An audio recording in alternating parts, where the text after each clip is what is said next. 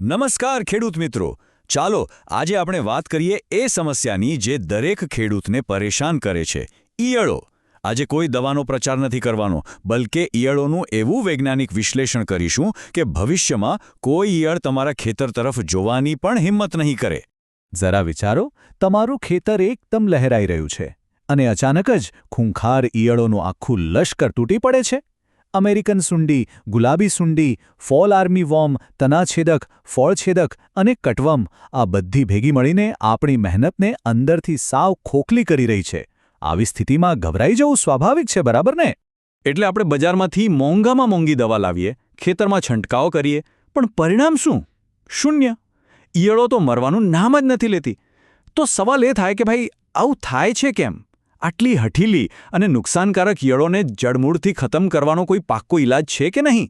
ચાલો આજે આનું જ વિશ્લેષણ કરીએ. તો ચાલો આમાં થોડા ઊંડા ઉતરીએ.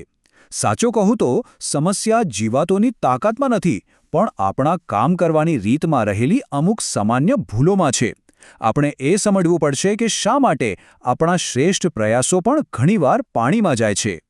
જુઓ, સૌથી મોટી ભૂલ આપણે ક્યાં કરીએ છીએ? સમયચૂક. આપણે ઈયળને મારવાની કોશિશ ત્યારે કરીએ છીએ જ્યારે તે મોટી થઈ ગઈ હોય. જ્યારે ઈયળ એના ત્રીજા કે ચોથા સ્ટેજમાં પહોંચે ને, ત્યારે એનું શરીર એકદમ કઠોર બની જાય છે, જાણે એણે બખ્તર પહેરી લીધું હોય. પછી એના પર ગમે તેટલી અસરકારક દવા છાંટો, બધું બેકાર. અને બીજી મોટી ભૂલ છે એકની એક દવાનો વારંવાર ઉપયોગ. આમ કરવાથી શું થાય ખબર છે? ઈયળો એ દવા સામે પોતાની શક્તિ વધારી દે છે. આને સમજો, જ્યારે કોરાજન જેવી કોઈ એક જ દવાનો આપણે વારંવાર છંટકાવ કરીએ છીએ, ત્યારે આપણે અજાણતા જ વધારે શક્તિશાળી ઈયળીઓની નવી ફોજ તૈયાર કરીએ છીએ. જે થોડી ઈયળીઓ બચી જાય છે, એ પોતાની આ પ્રતિકાર શક્તિ આવનારી પેઢીને વારસામાં આપે છે. અને બસ થોડા જ સમયમાં એ મોંઘી દવા પાણી છાંટવા બરાબર થઈ જાય છે. કોઈ પણ યુદ્ધ જીતવાનો પહેલો નિયમ છે, તમારા દુશ્મનને બરાબર ઓળખો. જ્યાં સુધી આપણને એ જ ખબર નહીં હોય કે કઈ ઈયળ કેવી રીતે નુકસાન કરે છે, ત્યાં સુધી આપણે સાચા હથિયારની પસંદગી કઈ રીતે કરી શકીશું?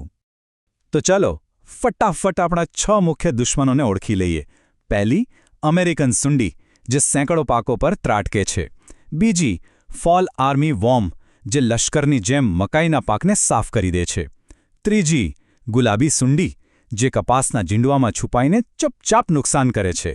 ચોથી, તનાછેદક, જે શેરડી અને ડાંગરના થડને અંદરથી ખોખલું કરી નાખે છે. પાંચમી, ફળછેદક, જે રીંગણ અને ભીંડા જેવા શાકભાજીને અંદરથી સડાવી દે છે. અને છેલ્લે, કટવોર્મ, જે રાત્રે બહાર નીકળીને નાના છોડને જડમૂળથી કાપી નાખે છે. સારું, તો આ બધા દુશ્મનોનો સામનો કરવો કઈ રીતે? આનો ઉકેલ 2 ભાગમાં વહેંચાયેલો છે.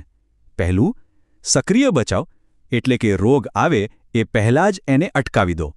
અને બીજું, જો રોગ આવી ગયો હોય તો એના પર અસરકારક રાસાયણિક હુમલો, એટલે કે નિયંત્રણ. બચાવ માટેનું પહેલું ને સૌથી અસરકારક હથિયાર છે ફેરોમોન ટ્રેપ. 1 એકરમાં ફક્ત 5 ટ્રેપ લગાવવાથી નર અને માદા ફૂદા ઈંડા મૂકે એ પહેલાં જ પકડાઈ જાય છે. સીધો હિસાબ છે, ફૂદા નહીં તો ઈંડા નહીં, અને ઈંડા નહીં તો ઈયળ નહીં.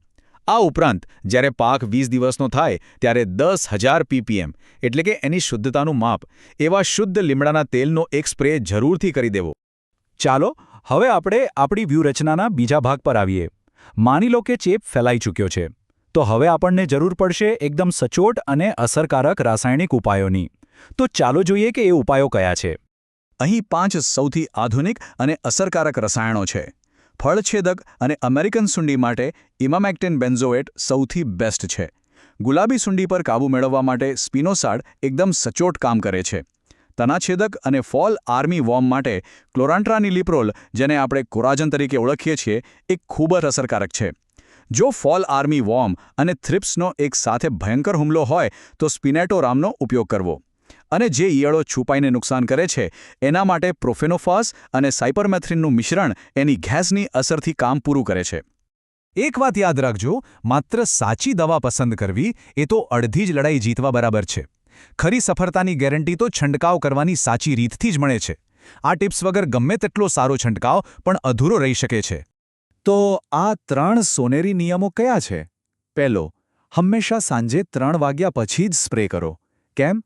કારણ કે ઈયળો રાત્રે જમવા માટે બહાર નીકળે છે અને ત્યારે જ એમને તાજું દવાવાળું પાન ખાવા મળશે. બીજો નિયમ, સ્પ્રેની ટાંકીમાં હંમેશા સારી ક્વોલિટીનું સિલિકોન આધારિત સ્ટીકર ઉમેરો. એનાથી દવા પાંદડા પર બરાબર ચોંટી જશે અને ફેલાઈ જશે. અને ત્રીજો, પાણી વાપરવામાં બિલકુલ કંજૂસાઈ નહીં. 1 એકરમાં ઓછામાં ઓછું 150 થી 200 લીટર સ્વચ્છ પાણીનો ઉપયોગ કરો.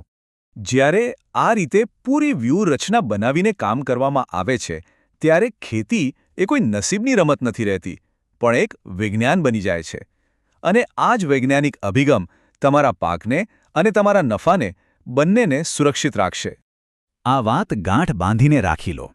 જો આ વૈજ્ઞાનિક પદ્ધતિઓ, સાચી દવાઓ અને સાચા સમયનું ધ્યાન રાખીને ખેતી કરવામાં આવે તો દુનિયાની કોઈ પણ તાકાત, કોઈ પણ ઈયળ તમારા પાકને નુકસાન પહોંચાડી જ ન શકે.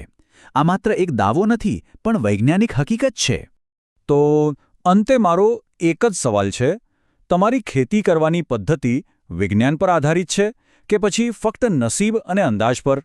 આ પદ્ધતિઓ અપનાવીને મહેનત અને નફો બંનેને સુરક્ષિત કરી શકાય છે. આ વિશે જરૂર વિચારજો.